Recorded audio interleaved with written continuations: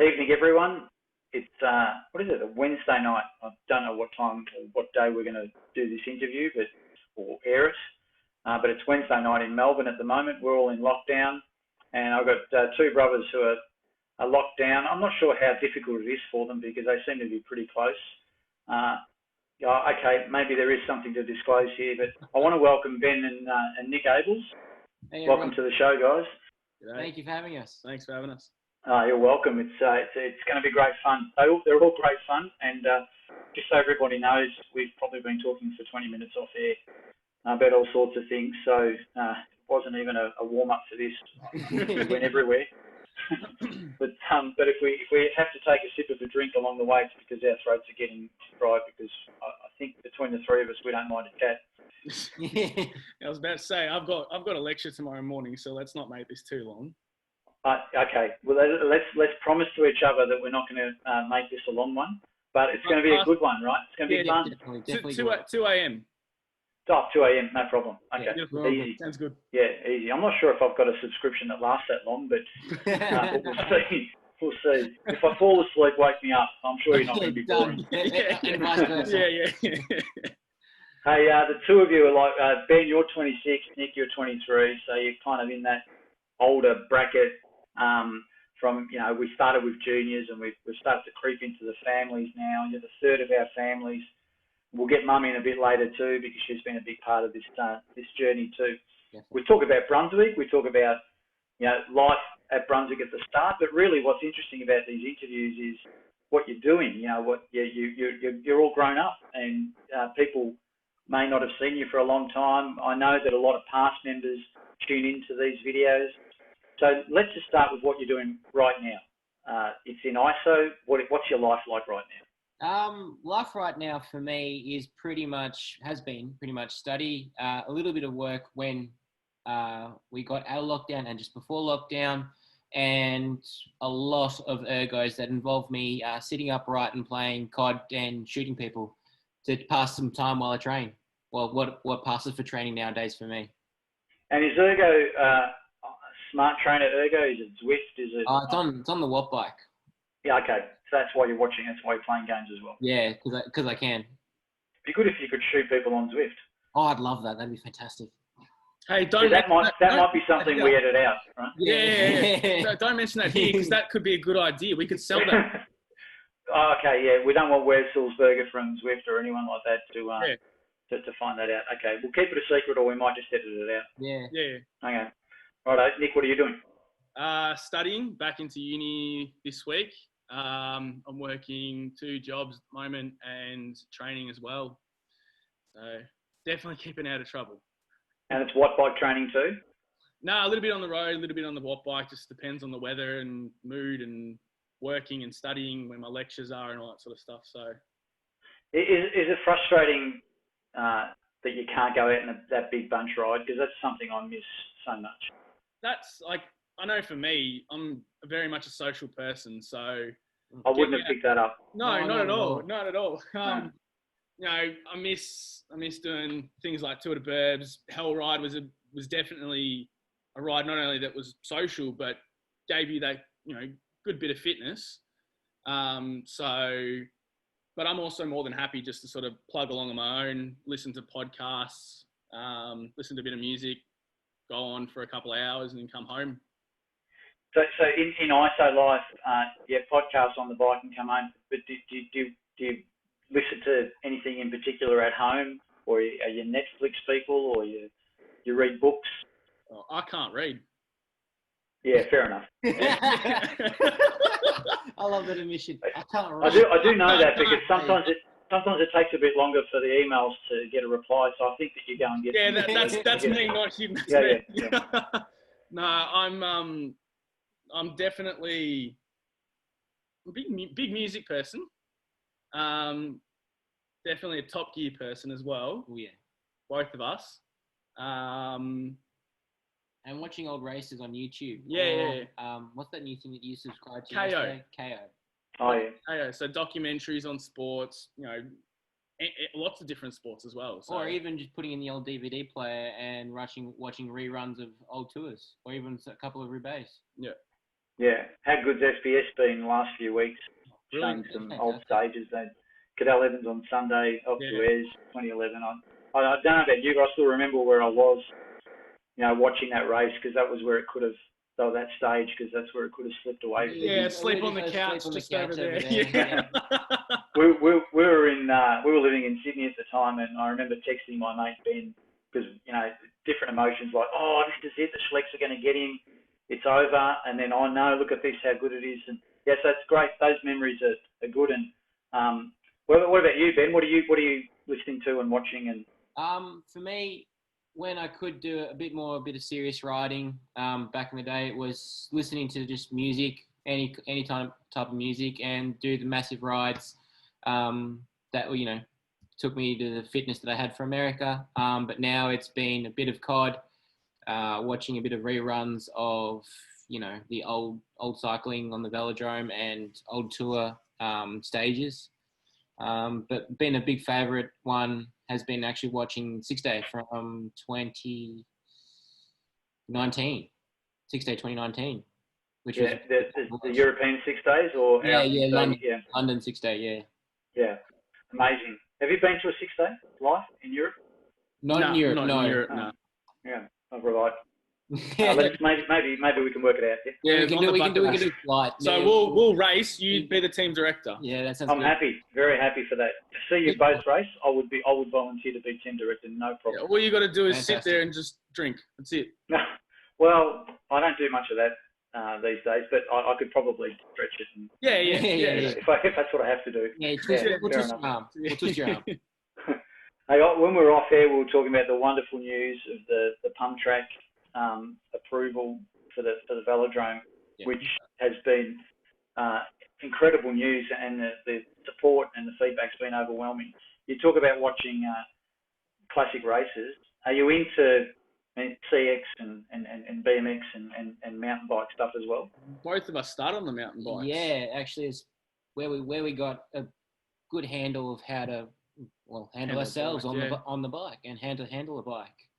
I can remember a really good memory of when I was following a guy that way back in the day, he was on the World Tour circuit, and there was this corner I used to do, it was a single track that I used to do all the time, and I used to, brake well and truly before it and scrub off a lot of speed. Anyway, I was following this guy, and I didn't realize that we hit the corner, or we were coming into the corner, because I was just following his wheel, and lo and behold, I took that corner at full gas.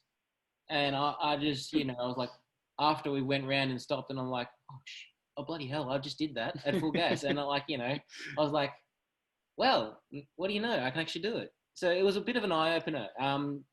Following somebody who actually knows what they're doing, compared to what you do by yourself, really does show, what you're lacking and what you're really good at. And imagine, the future, whoever is doing these sorts of interviews in 10, 15 years' time. Still you. And possibly. That might be the only job I've got left. You never know. I think it's actually quite likely, to be honest. Yeah. The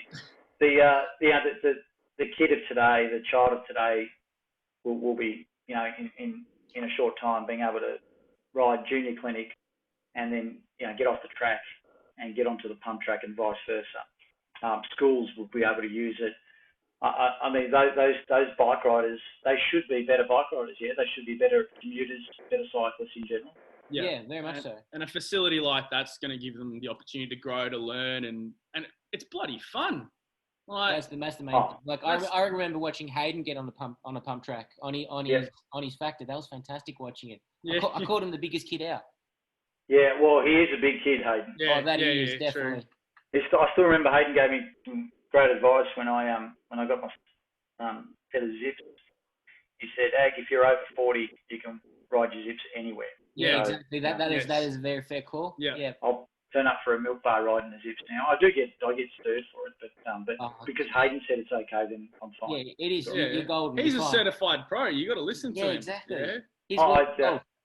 I listen to him. Yeah, 100%. So you guys are obviously very close, right? We know this. There's lots of photos everywhere of you two being quite close. Even when you walk away, you're close. I can't get rid of him. He just keeps following me. He's such a bad smell. I don't know what to do with him. Well, it looks like he's trying to get away from you here, Ben. But yeah. Oh, because I think in that photo I'm a cripple still. Yeah.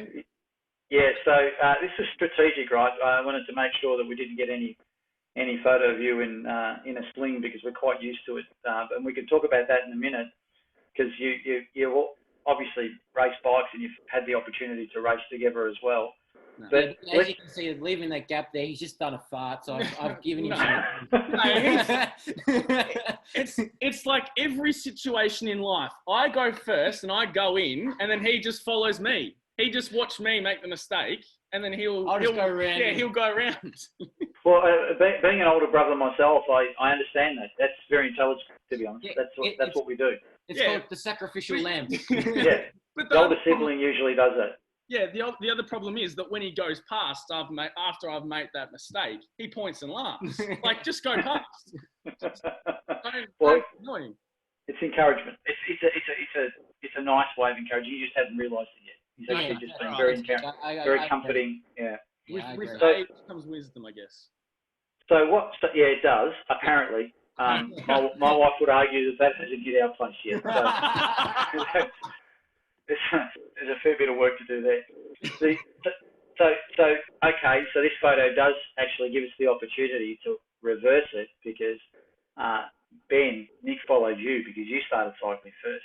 Take us right back, mate. Take us right back to that first time when you hit Brunswick. Who'd you see? What's your memory? Very first time would have been with Cam with one of his come try days. It was a great story. Good old CV. They gave us the list of velodromes that we were supposed to go to. So there was one Blackburn's, then there was Brunswick's, and then it was Carnegie's. And good old CV gave us the address to someone's house for Carnegie. So that was fantastic. I ended up rocking up to the Carnegie one, I think half an hour late, and Cam goes, "Oh, good, no worries, just jump on the bike and off we go." And it was pretty much everything went and nothing was ever considered wrong. There was riding back, and then we went to disc as well. And then there's riding backwards, the wrong way around the track. Then there was bumping and barging, and then there was doing the ups and downs through the bends. And that come and try day really, I guess, started laying the foundation for me to get into track cycling a bit more seriously, and eventually cycling more seriously in general. And then what happened after that? So you got into it more seriously. You obviously, how old were you? I think it would have been about 12, 13. Okay. Or maybe a bit older. I'm not 100% sure because at the time I was still swimming. I was still competing national level in swimming.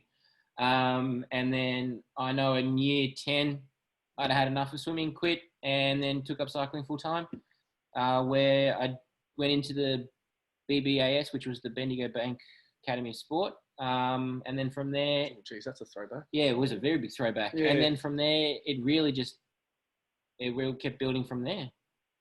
So long ago, it's before Google. Pretty much, yeah.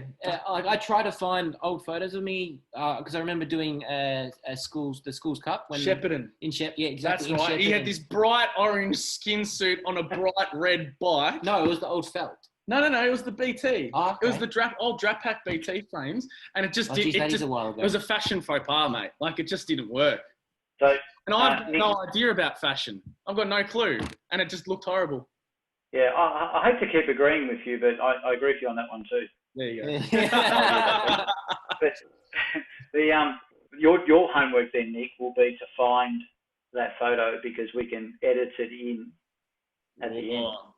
Yeah, because we need to show the world that photo, right? There's somewhere. I'll find it. Yeah. So you actually missed clinic really because you came in at an age that was a bit over clinic, even though. Yeah. I mean, some people are still doing clinic at that age, but you would have missed that part. But it was the come and try that got you in, and then swimming. You gave it up because of cycling, or you just had enough of swimming and cycling was then right timing. Well, the saying, what I've can remember what I've been told is I could cycle before I could walk. And I didn't have a really choice in the matter. And so after a while, swimming really, after come and try day, swimming sort of started becoming less of an importance, but, you know, I had the times, I had, you know, the ability, so I kept doing it. And then politics, you know, got involved, both at school and at the club. So I upped and quit and started cycling, which became the main focus and has since, really. Yep. And hopefully no politics, certainly not at our club. I No, don't exactly. Brunswick has Mm. been fantastic. They helped. I remember Elf giving me a check for my first nationals. I couldn't believe it. Gave him a hug. At the time, we were in a pretty rough spot, and it just helped us out immensely. That's great. So I'm going to come back to you about seniors. Yep. Nick, what's your story? Well, contrary to the photos, I just used to follow Ben around a lot because, well, he's my big brother. He's my idol in a way. So I just wanted to hang around with Ben all the time. So Ben would be riding a bike, I'd ride my bike. Ben would scoot on a scooter and I'd follow him suit. And then, you know, from following around on the mountain bikes to following around on come and try days on track, then I sort of developed my love and my passion for cycling as well. And then I reckon it was bottom age under 15s was the first time I started racing. You were like, we both did the Christmas carnivals. I reckon that was the first real race that we did. And it was the year there was Maryborough, Shepparton and Bendigo. And Wangaratta maybe? No, not at that time. No, Wangaratta was still a standalone event. Yeah. Oh, on Australia Day. Yes, exactly. Yeah, we did heaps of Tuesday night tracks. That's where it all started for us. And oh yeah, I forgot about that. Yeah, and Cam was just a massive force. Like it's all about having fun. And I think that was the thing that sort of cemented our place with Brunswick and with track as well, because he made it fun. You know, it was all about fun. It wasn't about, you know, who got pigeonholed into sprinting, who got pigeonholed into endurance. It was, do everything. Who cares? It was literally just to try everything attitude. So I love this photo because of that, because it just shows the fun of the Thursday night, right? But you mentioned about fun and not being too serious about any particular discipline. I also love this one. So this was a post he put up. So obviously, you know, you've got someone being motor paced and one of you cleaning up, right? So that's pretty cool, right? When you think about it. Yeah. The lucky. And so he's put, this is his post. There's no program here. Moto the little brother while the big brother cleans the track. Family. That's the program. Yeah. I just love that. I get quite emotional about it sometimes, and I've brought it up quite a few times in these interviews because I have been asked many times, what's the program? And the answer is, that's the program. Right? Yeah. Obviously, it's what you make of it. We've had that discussion. We've had some rowers from Mercantile Rowing Club join us on Thursday night before we had to close back down. And, you know, Pat Ruggles and Oscar Moore have been mentoring them. And the advice they gave them was, yes, we go around in circles, but you make of it what you want. You can take a lap, you can pursue it on the other side. Yep. So the motor pace continues and it's enormous fun, but you can do whatever you want. You do whatever effort's around. It doesn't need to be a program that says you do that, or tonight we're doing this specific thing, And do you think that upbringing has kept you in the sport and motivated? In reality, yes. It's because it was just a fun attitude. Yeah. No one was pigeonholed. No one was told, you know, you got to do this, you got to do that. It was you do whatever you want, and you just have as much fun doing it as possible. And be safe. Oh, and yes, and be safe. Be safe. Yeah, that's the most. Always be safe. Be safe. Don't be a clown, don't be that right? guy. Don't be that guy. Because but there's some good results that you've got on the board, and there must be some great memories, some great trips. You've both been overseas, a few different countries. You've taken riders overseas as well, or you've been part of teams. You know, like so. Do you want to just a quick summary of what the highlights are of that? I don't know. We don't need the full story, obviously. Highlights probably would have been beating the Chinese sprinters in Hong Kong. I made it look like he rode into me when I rode into him, and I got bronze in the Kieran. But we'll just keep that under wraps. Then there was probably racing in America. That was great fun. There's a lot of memories there, but we won't go into them. And probably another big highlight would be taking Ryan to his gold in India when he went racing for the Netherlands as a Dutchie. That would have been huge. Yeah, it was that would good. have been really big. Really good fun. But the one thing I did say to him is we're winning the double points on the last lap. Yep. And we got it. Ben the DS here. I'm telling you, he hasn't missed it yet. I reckon you should be a DS. Yeah, well, I think this is we can kind of reveal that you both tentatively or mostly agreed that you're going to help us out on Sundays at Sunday sessions, and I think that's great news to reveal to our members. Sunday session has become something that. Why hold it? Mate? We've got the information. Why hold it in our heads? Yeah, I love that. As I've communicated to you both, it's great that you want to give back to the club because what you have learnt has been in an environment that you want to continue to pass on. And last year we started with the idea of the marquees at the tours and state champs, and obviously this year we haven't had a chance. But what I love about what you just said is that this could help you get to a DS. It might not be an aspiration right now, but sometimes there's things that get awakened because you're more and more involved. And it needs to be a great experience for you as it is for the people who you're coaching, or else it's not going to be any fun. Yeah. This morning I was a Rift ride, as you tend to. That's the only bunch ride you can do, and it was run by Telstra. And Duncan Armstrong, the gold medalist swimmer, was the host, and he was interviewing Laurie Lawrence, former coach, the great Laurie Lawrence. And the chemistry between those two, years later, still there. 32 years later, Laurie's still telling him to hold on a sec, son, I've got to talk. And Duncan's saying, yeah. But the respect was enormous, and it was great. And Laurie Lawrence read a poem on air and sang the national anthem.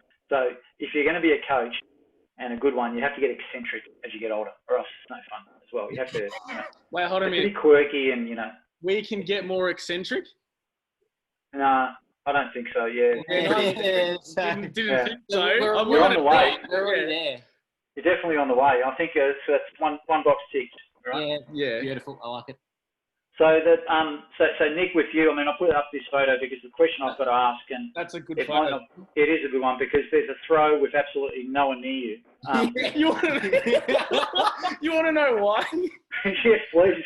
I was jet lagged. I reckon I'd just been back in Australia 3 days, and from the flight from Belgium to Hong Kong, when I landed in Hong Kong, I looked in my phone. It was a very late flight. I can't remember much because the stewardess was handing out VBs. This was the first thing I'd seen Australian for 4.5 months, I reckon. And I got really excited. So I'm sitting in Hong Kong airport, and I think the notification came up my phone, Brunswick Club Champs road race. I've just been racing kermesses. I should be fine for this. And I reckon the day before, I was still jet lagged and hungover. I was knackered. Putting it nicely. I'd had it. And I thought, nah, that's it. Mum's driving me. Ben's coming with me. If he's not yelling on the side of the road, then, something's not right. And I think I fell asleep in the middle of the bunch for a microsecond. And and then Oscar Moore attacked, and then I was trying to chase him down, and there was a gravel road, and I almost binned it all on my own. And then turned the corner. I'm like, lunch. Because I'll never forget. He's got to beat himself, and he's still lost. I'll never forget, Cam, the importance of a lunge. Even if no one's around, it's a good photo, so just do it anyway. We're using it, right? So it's coming handy. It's a talking point. It's a very good talking point, and it's always something to practice. always something to practice. And you're able to flip in there that you've just come back from Belgium. So tell us about that. So you can. Oh, before we go on to that, you can see Mum's face there, Yep, and I kept her in there. sarcastically clapping, being like, "You're an idiot." But I thought if you actually look closely, she's got the camera behind you. She's actually not taking a photo of you, or you were so super quick that she missed it. Oh, I thought she was clapping. No, she's taking a No, she's taking a photo. She's trying to get a photo from, as you're coming in, that you're just looking down at the glasses down like this, and sunnies are over here, down here, eyes are up here. Kind of get and then missed it entirely. Oh, well. Because it was lucky there was Gabe there to take the photo. Actually, it was Gabe. Yeah. Yeah, there's a few. Yeah, there were a few photos from that day. I mean, because look, let's face it, you don't mind a photo. No, I love a photo. Love a photo. You're on pretty good terms with the camera, to be completely honest. Yeah, and the microphone as well. We've got to add the microphone. So, and of course we've got to have the compulsory. Hey, that's my favourite person in the whole wide world there. Yeah. Wendy is one of the first to comment on these interviews. She's a great supporter of the club. She's a great supporter of everyone, but great supporter of cycling in general. She's just an all-round legend. Shout out to Wendy Supervan. Yep, Wendy will probably be once this gets scheduled, she'll be one of the first to like it. I guarantee it. So tell us a bit about your adventure overseas, or which one you want to talk about? So the first one for me was Hong Kong. So it was all in 2018. That was the first time I'd ever gone overseas. Yeah. It was not including Tasmania. No. Sorry. Well, the border is closed now. Country, mate. Don't worry. Well, the borders are all closed now, so we might get to that point where we'll need a passport. Yeah, I need my passport. Yeah. No, it was my first trip overseas, and I had to book my own flights. This. I'm going off on a tangent here, but anyway, here we go. I booked it for the wrong day, so I was supposed to fly out with Luke Platt it might have been like the 28th, and I was flying out on the 27th, and I had no hotel booked. So here I was in Hong Kong with no hotel. Walked in somewhere and stayed. It was the Holiday Inn. The Holiday, yeah, that's right. Yeah, stayed there before, so that's how I know. Anyway, that was my first trip, and then that was only a week, so that was amazing. Plappy and I had a great time, and came away with a few medals. And yeah, I made one medal. He came away with 3, something like that. And then Belgium was a kind of a quick draw thing. So because I was mainly interested in the track, I thought I was going to head to Trexlertown, T-Town in America. And when the contact that I was given there just wasn't responding, it kind of fell through, and Craig Newan turned around to me and just said Belgium. And so off I went. I reckon 6 weeks after he told me to go to Belgium, I was there. Didn't really know where I was staying, but I think my return flight was 4.5 months later, so make the most of it, and got flogged for 2 months. And started coming good in the last week. And yeah. Just in time for club champs. Yeah, exactly. Still got flogged there anyway. But I reckon my favourite time there was one of the last races I did before coming home, and I did what I think it's a 1.17A is the code for it, and it's where amateur riders and pro riders can ride together. And it was 50 kilometres away from the house that I was staying at. So I'd ridden out, and within the first lap, I got in the breakaway, and I can't remember how I got in the breakaway, but in the breakaway there was a couple of quick step riders, Lotto Sedal riders, a Sky rider, and then some local pros. And here I am just chopping off with these guys, and I'm thinking to myself, these are the guys I watch on the telly, and I'm rubbing shoulders with them, and they're leaning on me in a corner, or we're in an echelon together, and it's so different. Yeah, it's a surreal moment. It's a bit different to it is here, because they're always over there, and when the pros come back to Australia, the Australian ones, they're not really racing over there. They're thinking, like, if they haven't made the Tour de France selection, they're thinking about the Vuelta selection. So they're going hard, and it was like, I'm with these guys. I'm in awe of these legends. Until I got to the last lap, and they kept riding me out the arse and then putting me back at the front again. And wearing me out till I couldn't sprint. And I completely forgot to ride 50k home. So that was a slow ride home, but it was a massive day. I reckon it was 220k, 230k. But yeah, that's probably my highlight. That's the most amazing thing I've done cycling wise. And probably, you know, like I'm not sure what other sports you did, if you had any other sports, but and we can talk about that in a sec. But the point I'm going to make is that this sport gives you the opportunity to travel. You don't necessarily have to be tied to a team. Yes, certain things help, but going on your own and having that adventure is the only way you're going to have those stories. Right? You may have been driven to the start if you're in a team and not have that 50k ride back that you remember, probably painfully back then, but remember fondly now. And all those little things that happen, you know, in a team you've got someone working for you. Instead here you're getting spat out, you're getting worked over. What great memories. So what sports did you do? Just out of curiosity, any other sports? Or are you just no good at anything other than cycling? I'm still not good at cycling. What are you talking about? Well, look, I'm trying to make trying to make this one sound better than what it is. Oh, okay. Nah, same as before. Like same as Ben. I followed him with most of the things that he did. Footy, soccer, cycling, swimming. That's about it. And then when school came around, like, you know, I was at John Monash Science School. I was the most athletic kid there. So honestly, there wasn't a sport that I didn't do. And I loved it. I loved that fact. So I jumped in with the hockey team, the footy team, the soccer team. By the way, this is also adding that he just deliberately went into those so he could miss school days. Oh, yeah, that's true. Yep. Deliberately did what? Sorry? So he could miss school days. No, so any sport just so you could miss school days. Yeah. Yeah. So rhythmic gymnastics, anything like that would have just... Oh, yeah. I was there in the leotard. I'll grab it out if you want. I see you as a gymnast, but I didn't want to say it. But now that you mention it, I can see it. Flexible as a 2x4, mate. So in 2018, I did an interview with you way before we even thought about video, so long ago, 2 years ago.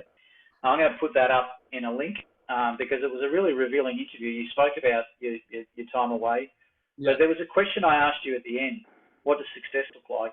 And you gave a response that was pretty funny. I'm going to read it because, again, I think it says a lot about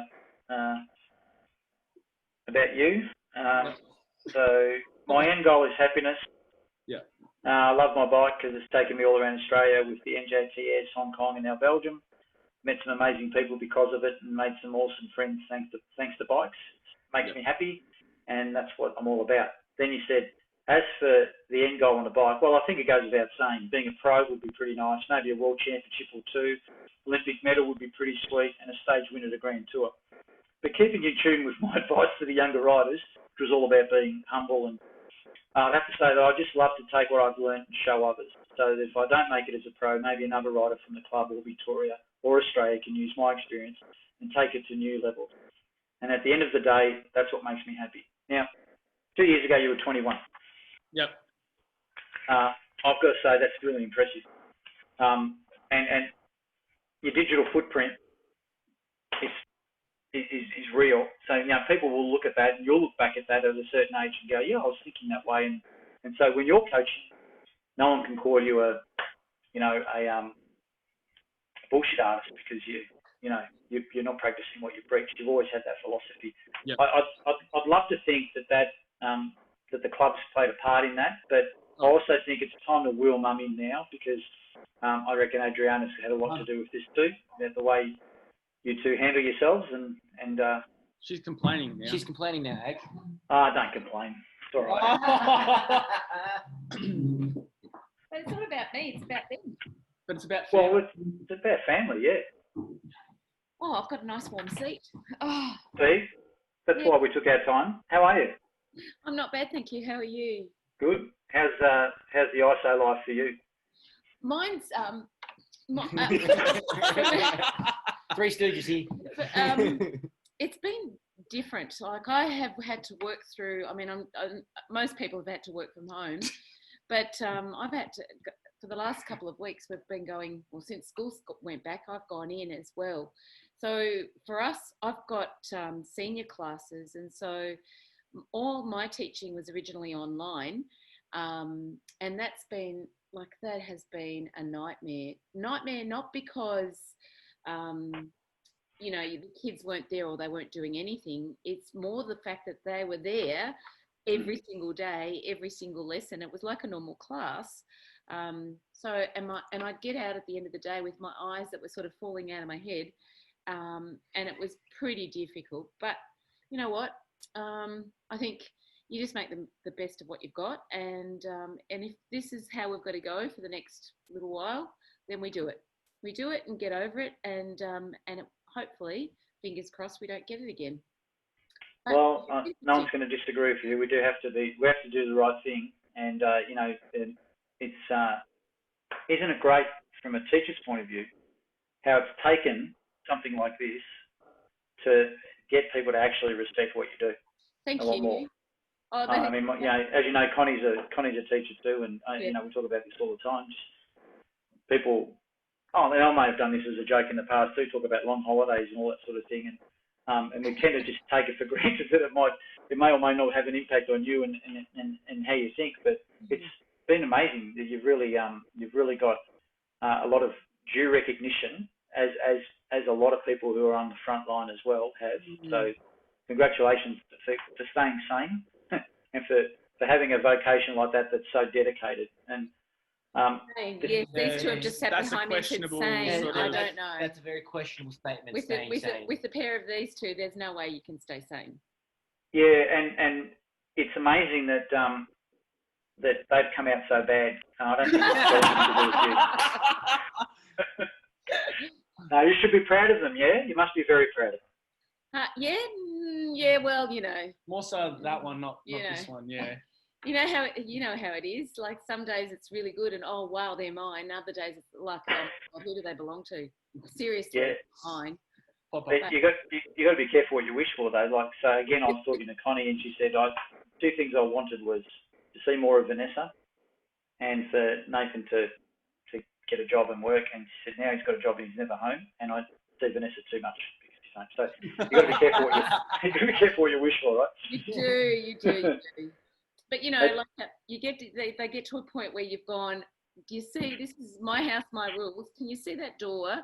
That's where you're going, and I'll help you pack your suitcases. And they just look at me and go, yeah, you got to be kidding. So they know that they've got me wrapped around their little finger as well. But anyway, it's good. Can I ask you about some of your memories as a parent with the club? So either a club or just watching the boys race? The club has been incredibly supportive to the boys. For me, I have been very grateful that they had such a place where they could feel comfortable and where people knew them, knew what they were like, and really cushioned them through a whole lot of changes that they went through. And I don't think I couldn't thank anybody there more. I think Elf was the first person who recognised both their abilities, as certainly Ben's, and as Ben said, Elf was the one that sort of contributed towards his trip to Nationals in Adelaide. And that year, that was our first year that we went to Tasmania, wasn't it? Just after. Just after. I can't. Oh, just before. 2012. No, just before. It was 2011. Yeah, 2011. We went Christmas 2011 to Tasmania, and I packed a car with a boot full of stuff, all their gear, bikes, wheels, you name it, food. And we got on the Princess and we travelled, or whatever she's called, the Spirit, thank you. And we got on it. And can't say the Princess today. In this environment, I think of Ruby Princess. Can't say that. True. No, bad. No, it wasn't the Ruby Princess. And we travelled across to Tasmania, and they cycled their legs off and then came back, and Ben went into Nationals, and Nic and I drove all the way across to Tasmania. And Loretta Henson's mum rang up. Adelaide, sorry. Adelaide. We drove to Adelaide, and Loretta Henson's mum, Heather, rings up and she goes, "Oh, Adriana, where are you?" And I went, "Oh, we're in Bordertown. We're nearly there." She said, "Oh, that's really good. It'll be really good to see you." And I remember this distinctly because I've said we'd stopped. Nick and I had stopped a couple of times. At this particular time, we thought we really did need to stop, and I needed to get a coffee.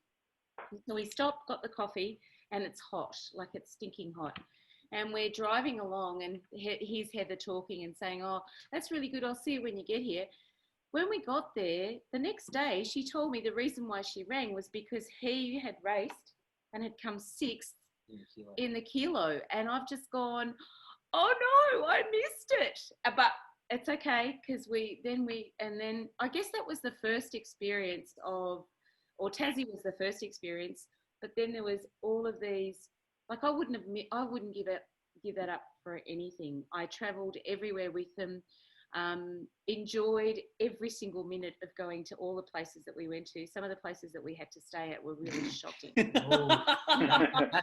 gone through that. Yeah, we've gone through that. Look, listen, I always had my pot. I always had my chopping board. I always had my knives. Cutlery. Like, I took all my stuff with me, and that was really good. And that, I don't know, we just kept saying. It was incredible, though. And we stuck to the KISS principle when it came to meals. Yeah. Keep it simple, stupid. Yes. Yeah. Yep, and that's what you should. Or else if you can't do gourmet cooking when you're away like that. No. But anything's better than getting anything to eat in Bordertown, I'm afraid to say. Like I'd rather drink water. You don't like a meat pie? As lunch. No. No disrespect to meat pies, but I'm a bit soft when it comes to that. Fair enough. No, I don't like meat pies. Ava loves them. Bordertown, the bakery there is. Bordertown, yeah. Loves it. Yeah. There you go. I guess too. Also, the thing is that I've watched them race, and this memory was amazing. I don't remember what year it was though, but I'm sure these two will remember. One particular year, Ben won the Wangaratta, and Ian Maher kept saying, "He's finally done it. He's finally done it. He can believe in himself because he's done so well." Mind you, Ben's raced against some of the best riders in the world. And there are still times when he doubts the fact that he can do it. Didn't anymore towards the end of, hopefully it's not the end of his racing, but he didn't towards about 3 years ago when he went to America. 4 years ago. Just a bit before that. Just a bit before that when he was doing really, really well. But he won Wang, and the following year we went back up there again. Which was the last time it was a standalone event. That's right. And Nick beats him. But the story that Nick tells about watching them, like I'm standing there on the line and I didn't know who to barrack for, and they're both charging towards his finish line. I've gone, I don't know, I don't care, just one of you, it doesn't really matter. It was amazing. There was no one else around us, so it was going to be one of us. It was not just to have amazing. Smoke, but... Excuse me, but you had two people helping you. He had no one. Wait a minute, you're going to admit this on an interview. See how you're going to find me now. Sorry, no, there was no collusion. Sorry. Yeah, exactly. No collusion whatsoever, none. No, I'm more interested in the family dynamic here, to be honest. Just watching it unravel. A bit of favouritism, maybe. Ben, Nick, I can see you feel a little bit. Oh, look, you have to do this. I tell my kids when they have to do an evaluation essay, they've got to go, and this is what happens here. Yeah. One day it's them. So you won a Wang real race each.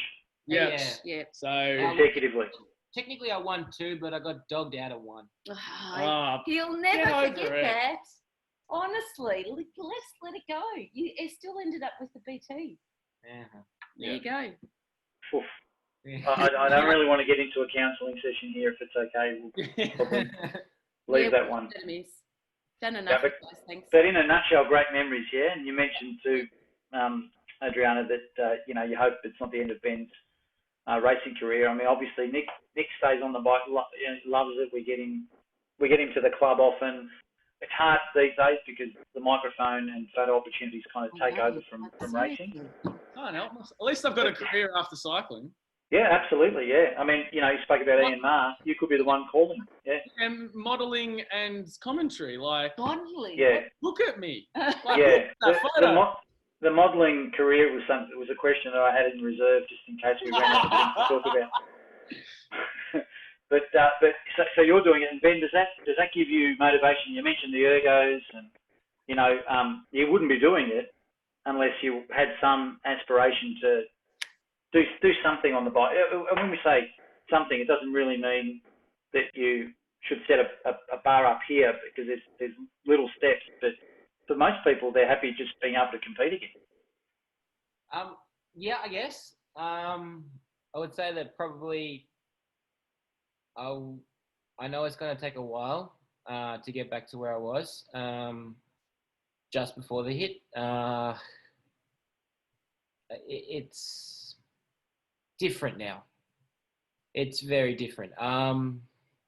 Some days I was resigned to the fact that I probably won't get back on the bike again. Other days, as in not ever, but compete as like I did. Other days I'm like, well, no, screw it. I want to be racing again. I know I've beaten, half the guys that have been churned out through the AIS squad. So, and some that even World Tour level now, I've beaten them. So I know I've got the potential. I know I've got the talent. It's just getting the shoulder right. Mm. And how is that shoulder going? Yeah, pretty poor actually. I've got yeah, exactly. Playing your violin. I got nerve damage. I've got some serious nerve damage in the right shoulder. So they're experimenting in a way with guinea pig potential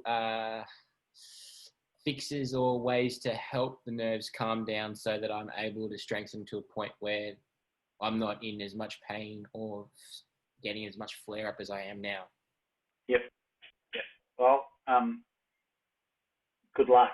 I think you got to have optimism trumps pessimism, right? And you got to continue to think you can, because half the battle, if not more, is mental. So exactly. Yeah. And Nic, have you got sights set on anything? You enjoy your club level racing and you enjoy carnivals and things like that still? Are you thinking about anything? I was looking to go back to Europe this year, but fate had other plans. We'll wait and see. I'm very keen to get back to the level that I was at, and look, nothing's going to stop me. Like, the only thing that's in my way is myself. So yeah, I'm looking forward to racing, getting back, and I've definitely got one very important goal within cycling, and that is to ride either National Madison. I think more so Bendigo Madison than National Madison, but I'll settle for the latter with Ben.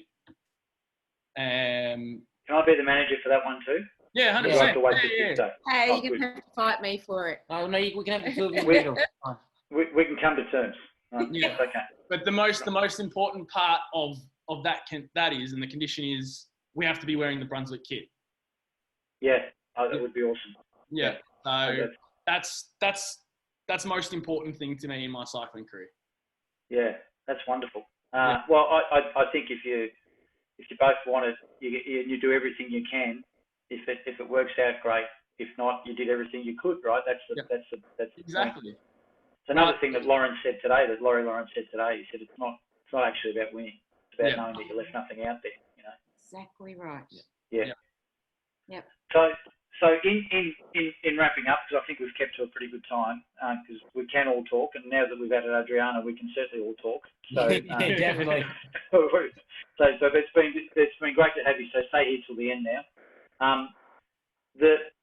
Just high level, what are you thinking with the Sunday sessions? I'd love to just pick your brain on air about what you're thinking might be a really cool way to run these sessions. I've outlined some of the ideas, but what do you think? When you sent that email straight away, I was already thinking about what we used to do with Cam. Riding twos, leaning on each other, so we got used to the feeling, but obviously on the ducks, not on the track itself, on a nice flat surface. Leaning on each other, getting used to actually having someone lean on you, because that is a big part of what is in racing.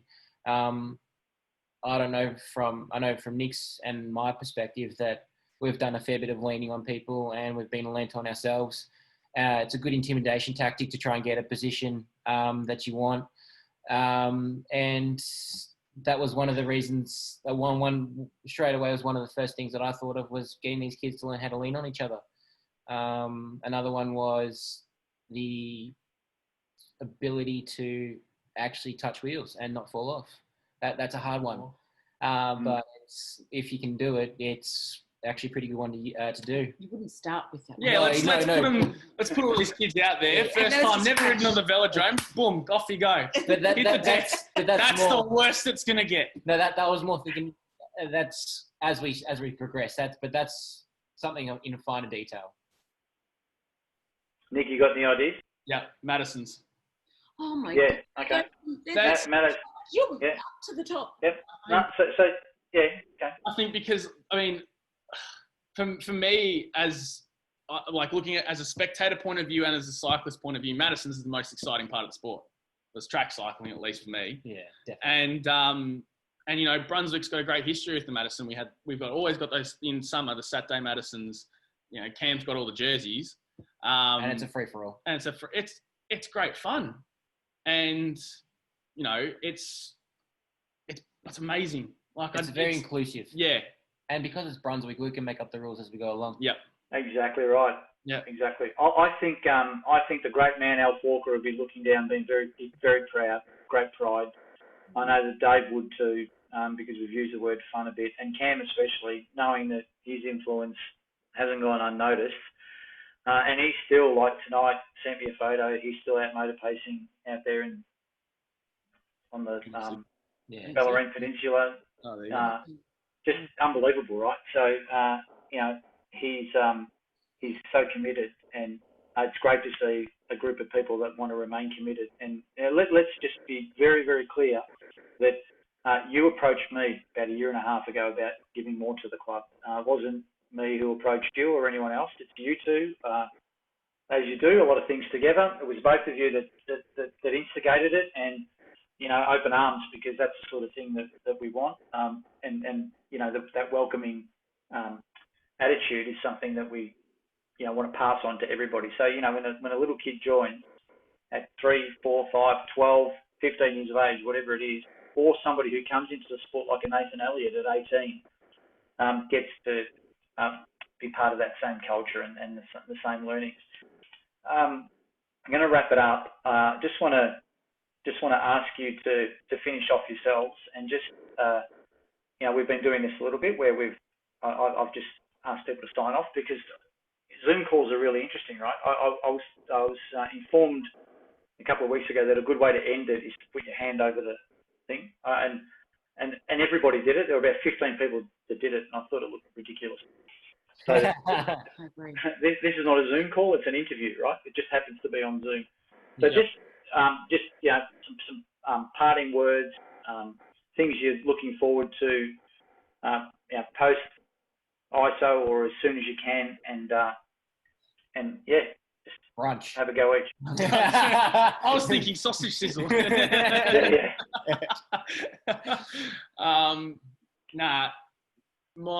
I'll stick to my 21-year-old words and keep it about having fun. That's all it is. Take it seriously, but just remember at the end of the day, you got to enjoy it. If you're not enjoying it, then you're doing something wrong. So take it back to basics. Yeah, why not? No, I couldn't add anything more, because that's exactly it. Just have fun. That's what Brunswick's taught us. Have fun. And I'll follow these two anyway, if they'll let me. I'm sure they will. It's just you and I have to work out the management responsibilities. Okay. But apart from that, we could come to a deal. I think everything will be fine. Hey, thank you. Just so wonderful to talk to everyone who's involved. We talk less. I mean, as you see, we talk about racing, but that's not the be all and end all. It's about the beauty of the sport, what it's done, the connection it brings. It's a real pleasure to have interviewed you. This will go up the next couple of days. Just going to have a look at it. My daughter's the one that's editing these things now, so that's why they look a little bit better. And Well, thank you. We can blame Riley because he edited his own because that's what he's studying. So once he lifted the standard, I went, we've got to do that for everybody now. So I can't do it because I'm completely incompetent with that. But I hope you've enjoyed it. You've been very revealing. There was a moment there where, like when we talk about injuries and things like that, it's not easy. But the fact that you're open, transparent, because you're talking to people who really love you. Please take care, stay safe, and I'm really grateful for the interview. So let's sign it off. Thanks, You Alex. too. Thank See you. ya. Good night. See ya. See ya.